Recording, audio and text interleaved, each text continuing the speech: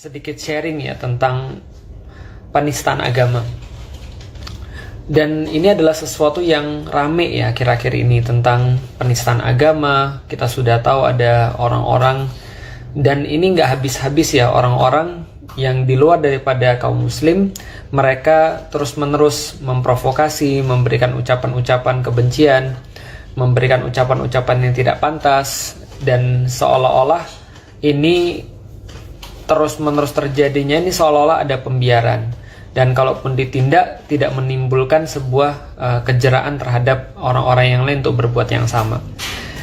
Nah, yang pertama-tama saya coba ingin membahas dulu tentang kata-kata penistaan ya. Jadi, kapan sih sesuatu itu dikatakan penistaan? Karena kalau kita bicara tentang dakwah, kalau kita bicara tentang menyampaikan tentang sesuatu, kadang-kadang memang menyampaikan sesuatu itu ya bisa aja kita menyinggung orang lain. Tapi apakah setiap kita menyinggung orang lain itu adalah sebuah penistaan? Coba kita bahas dulu ya. Contoh misal begini. Saya berkali-kali itu dibahas di sosial media, dibahas di YouTube, Instagram, dan seterusnya. Dan dikatakan bahwa saya menyinggung atau menistakan ajaran agama yang saya sebelumnya. Agama Katolik misalnya. Misalnya misalnya mereka mengatakan, wah, ketika Felix Yao itu bercerita tentang agamanya yang lalu, bercerita tentang agama Katolik, maka dia kayak merendahkan agama Katolik. Padahal pada saat itu saya cuma menceritakan pengalaman saya ketika saya berada di dalam agama Katolik. Hanya nanya, siapa yang mengatakan kepadamu bahwa engkau telanjang? Kamu tahu dari mana? Maka kemudian Adam menjawab, siapa yang mengatakan padamu bahwa engkau telanjang? Apakah engkau makan buah yang kularang kau makan? Adam menjawab, perempuan yang kau berikan untuk menemani saya, dia yang telah memberikan buah itu kepada saya, lalu saya makan. Ngomong-ngomong, ini ngaku atau ngeles? Ngaku atau ngeles? Hawa juga ditanya, benar kamu yang melakukan itu? Saya ditipu ular sehingga saya makan. Ngaku atau ngeles? Paham? Jadi kalau Anda itu punya sifat ngeles kebanyakan, itu jangan-jangan Anda belajar pada agama yang salah. Jelas ya? Karena sifat ngeles itu tidak pernah diajarkan di dalam agama kita, tapi diajarkan dalam agama mereka. Karena sifat ngeles itu tidak pernah diajarkan di dalam agama kita, tapi diajarkan dalam agama mereka.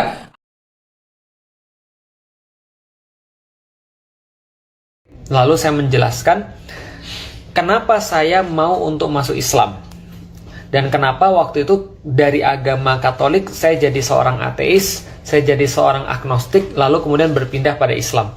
Jadi sebenarnya Islam gak ada hubungannya dengan ketika saya keluar dari agama Katolik. Saya cuma menjelaskan ketika saya berada di dalam agama Katolik, lalu saya tidak dipuaskan akal saya dengan agama saya yang lama, kemudian saya menjadi ateis karena itu.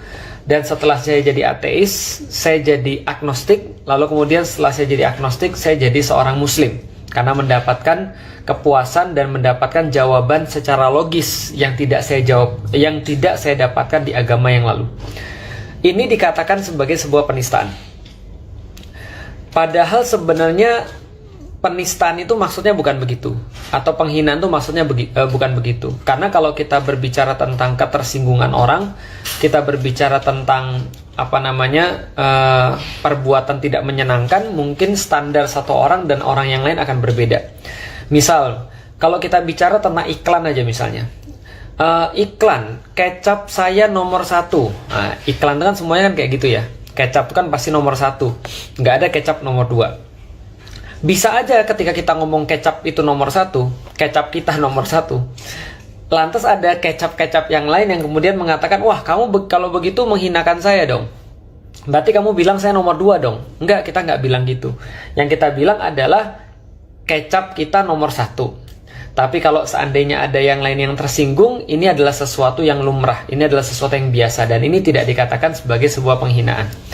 Misal, kalau itu kita lihat di dalam Al-Quran. Di dalam Al-Quran sendiri, Allah menyampaikan bahwa وَمَنْ أَظْلَمُ مِمَّنِ افْتَرَى عَلَى اللَّهِ كَذِبًا. Dan siapa yang lebih zolim daripada orang-orang yang mengadakan kebohongan-kebohongan terhadap Allah. Dan Allah dengan sangat nyata-nyata itu mengatakan di dalam Al-Quran tentang satu konsep tauhid. Qul huwallahu ahad misalnya. Katakanlah Allah itu hanya satu. Allahus Samad, dialah yang tempat bergantung, tempat untuk berharap, tempat segala sesuatu itu menyandarkan dirinya kepada dia.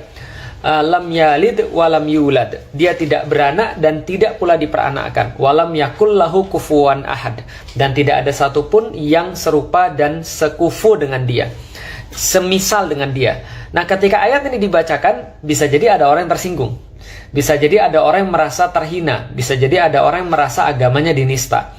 Maka wajar ketika beberapa waktu yang lalu ada yang melaporkan dari pihak agama lain, melaporkan buku agama orang-orang muslim, karena dianggap bahwa buku agama itu menistakan agama dia, karena berkata bahwa selain Islam itu adalah kafir, gitu kan ya. Jadi ketika orang-orang muslim mengatakan siapapun yang beriman kepada Allah, the believers, namanya adalah al-mu'minun.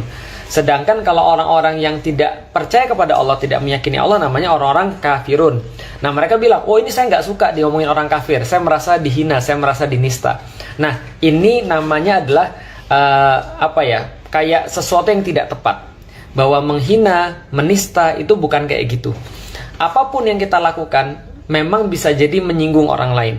Walaupun kita cuma mengatakan bahwa saya seorang laki-laki yang mencoba untuk menafkahi istri dengan cara yang terbaik. Nah, kalau kita ngomong kayak gitu pun bisa jadi ada juga orang yang tersinggung. Lalu orang berkata, kalau gitu kamu bilang saya nggak menafkahi istri saya dengan baik. Loh, siapa yang bilang? Saya kan cuma bilang saya lelaki yang cuma berusaha menafkahi istri saya dengan baik. Intinya, dalam pergaulan sehari-hari, baik itu adalah dari muslim kepada yang selain muslim, ataupun itu adalah dari yang selain muslim kepada yang muslim, bisa jadi ada ketersinggungan-ketersinggungan yang memang tidak diniatkan untuk itu, yang tidak dimaksudkan untuk itu, yang memang mungkin ada sensitivitas yang terlalu tinggi, baper kalau zaman sekarang. Jadi dibawa perasaan sehingga kata-kata yang tidak menista dijadikan seolah-olah menista. Seperti yang saya bilang tadi, saya menceritakan kenapa saya keluar daripada agama Katolik, itu dikatakan seolah-olah menistakan agama Katolik. Karena sifat ngeles itu tidak pernah diajarkan di dalam agama kita, tapi diajarkan dalam agama mereka. Saya bilang alasan saya masuk Islam adalah karena karena logika saya dipuaskan dengan agama, seolah-olah kemudian tiba-tiba ada yang bilang kalau begitu kamu menghina agama Katolik karena agama Katolik seolah-olah tidak masuk akal dan tidak masuk logika. Kira-kira gitulah. Nah, jadi ini pengen saya sampaikan bahwa kadang-kadang memang ada sensitivitas yang terlalu tinggi, baper, sehingga orang-orang tuh merasa bahwa dirinya dihina, padahal sebenarnya tidak seperti itu ceritanya. Nah, ini yang pertama. Dan di dalam Islam sendiri tentang urusan kebencian, tentang urusan penistaan terhadap agama yang lain, terhadap pencelaan terhadap agama yang lain, Islam ini sangat tegas sekali. Allah di dalam Al-Quran itu senantiasa mengingatkan, bahkan dengan ayat yang sangat tegas, bahwasanya Allah menyuruh kaum muslimin jangan kalian mencela sesembahan-sesembahan orang lain. Walaupun kita sudah tahu pasti bahwa itu adalah sesembahan yang tidak mengantarkan manfaat, atau dalam bahasa kaum muslimin, mereka menyeru kepada selain Allah. Mereka menyembah pada satu Tuhan selain Allah. Bahwasanya mereka tidak beriman. Bahwasanya kita tahu persis, tapi walaupun kita tahu persis, kita nggak boleh mengadakan sebuah celaan, tidak boleh mengadakan sebuah hinaan, tidak boleh menistakan, dalam tanda kutip memberikan olok-olokan gitu kan ya, terhadap keyakinan-keyakinan yang mereka percayai atau yang mereka yakini. Contoh misalnya, dulu seringkali kalau kita dengar ya, banyak sekali guyonan-guyonan yang kadang-kadang nggak pas. Contoh misalnya, kalau seandainya di agama Katolik atau di agama selain Islam lah, mungkin agama Katolik atau agama Buddha atau agama Hindu, lantas masih ada patung-patung. Lalu kita mengolok-olok patung-patung itu, atau kita membuat lelucon atau membuat semacam kayak bercandaan yang kurang pantas dengan patung-patung itu. Nah, itu dilarang di dalam Islam. Kita tidak boleh. Kenapa? Karena dengan melakukan itu dikhawatirkan maka orang lain pun akan mencela apa yang kita yakini. Karena sebenarnya kita harus memahami bahwasanya tidak semua orang yang meyakini sesuatu itu karena mereka itu 100% meyakini. Bisa jadi karena mereka tidak tahu. Yang jelas Islam sangat-sangat melarang mencela. mencela sesembahan yang diyakini oleh orang lain itu tidak diperbolehkan. Kenapa? Karena memang secara hukum agama ini berkaitan dengan etika. Ketika kita dakwah juga, ya siapa sih yang mau mendengarkan kita ketika kita sudah memulai pembicaraan itu dengan mencaci maki, atau dengan mengolok-olok, atau dengan menghinakan, atau dengan mencela. Nggak ada, gitu kan ya. Walaupun mungkin yang dicela atau yang diolok-olok itu adalah sesuatu yang betul, tapi caranya sudah tidak pas. Itu adalah yang perlu kita sampaikan. Dan tidak hanya urusan agama, apalagi urusan agama, tapi bahkan Islam juga melarang kita untuk mencela ataupun menghina ataupun menistakan, walaupun itu hubungan di antara manusia. Makanya Allah berfirman di dalam Al-Quran dalam surat Al-Lumazah, gitu kan ya, wailul likulli humazatil lumazah. Sangat celaka, kecelakaan besar bagi orang-orang pengumpat lagi palap dan juga para pencela. Jadi humazatin lumazatin ini adalah sebuah ucapan yang, sebuah kata-kata yang hampir mirip, yang menceritakan tentang orang-orang yang suka sekali mereka itu menghabiskan waktu untuk mengorek-ngorek kesalahan orang lain, sehingga dia bisa memanfaatkan kesalahan itu untuk membuat orang itu malu di depan umum, sehingga dia terlihat lebih tinggi, dia terlihat lebih mulia, dia terlihat lebih bagus, dia kelihatan lebih keren. Bahkan dikatakan bahwa humazatin lumazatin ini adalah orang-orang yang benar-benar pintar memainkan lidahnya untuk bisa membuat orang itu seolah-olah merasa dirinya itu rendah sekali, dan akhirnya dia putus asa. Dan ini disetarakan dengan ucapan-ucapan iblis, karena ucapan iblis itu senantiasa bertujuan membuat manusia itu merasa rendah, membuat manusia itu merasa worthless. Dia merasa tidak ada gunanya, gitu kan ya, unworthy, gitu kan ya, merasa tidak ada gunanya, sehingga dia cenderung akan berputus asa daripada rahmat Allah Subhanahu wa taala. Nah, ini adalah humazatin lumazatin. Jadi wailul likulli humazatil lumazah allazi jama'a mala wa addadah, dan seterusnya. Para pengumpat dan para pencela ini senantiasa orang-orang adalah yang menumpuk harta. Mereka itu tidak peduli dengan manusia. Mereka egois karena mereka insecure dengan dirinya sendiri. Mereka nggak mau kelemahan mereka terkuak, maka mereka cari kelemahan orang lain. Mereka manfaatkan kelemahan orang lain itu supaya dirinya tetap merasa aman dengan cara menyerang orang lain terlebih dahulu. Ini adalah perintah Allah yang merupakan larangan untuk mencela dan menistakan serta menghina manusia. Dan banyak lagi di dalam Al-Quran firman-firman Allah yang juga senada seperti itu. Jangan kalian menggelari salah satu daripada kalian dengan gelaran-gelaran yang buruk. Jangan memanggil dengan ucapan-ucapan yang buruk, gitu kan, dan seterusnya dan seterusnya dan seterusnya. Ini semua adalah sesuatu yang memang tidak diperbolehkan di dalam Islam. Nah, kalau gitu kita lihat sekarang bagaimana dengan kasus yang kemarin lagi rame, misalnya tentang penistaan agama, yang sudah saya sampaikan ini terjadi berkali-kali. Ini terjadi berkali-kali, dan kalau teman-teman sering nonton video-video saya bilang ini bukan penistaan yang pertama dan bukan penistaan yang terakhir. Kenapa? Karena dalam situasi yang kayak gini, dalam kondisi yang kayak gini, maka ada sebuah kondusivitas. Kayak apa ya? Kayak orang yang memang menistakan agama tuh memang disediakan tempatnya untuk itu. Jadi seolah-olah ketika dibuat satu framing ya, bahwa Islam itu adalah pembuat radikal, Islam itu justru penyebar kebencian, Islam itu justru adalah intoleran dan segala macam, maka ada sebuah polarisasi, di mana polarisasi ini ada orang-orang yang berusaha untuk mempertahankan Islam, dan ada orang-orang yang merasa bahwa menghina Islam itu adalah bagian daripada perjuangan untuk mempertahankan NKRI, seolah-olah kayak gitu. Makanya kita lihat bahwa orang-orang yang menghinakan Islam, menistakan Islam, ataupun mereka kayak menjadikan Islam sebagai olok-olokan, biasanya mereka menambahkan bahwa saya melakukan ini karena NKRI.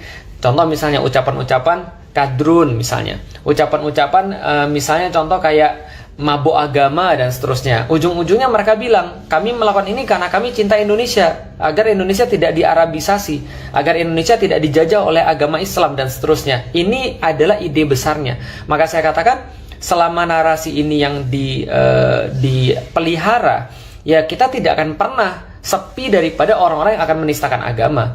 Persis kayak yang baru ini juga terjadi. Dia juga sama. Dia seolah-olah berbicara atas nama Indonesia, berbicara atas nama pembela NKRI, lalu kemudian dia merasa ketika dia sudah NKRI, sudah Pancasila, dia merasa dengan leluasa bisa menistakan agama.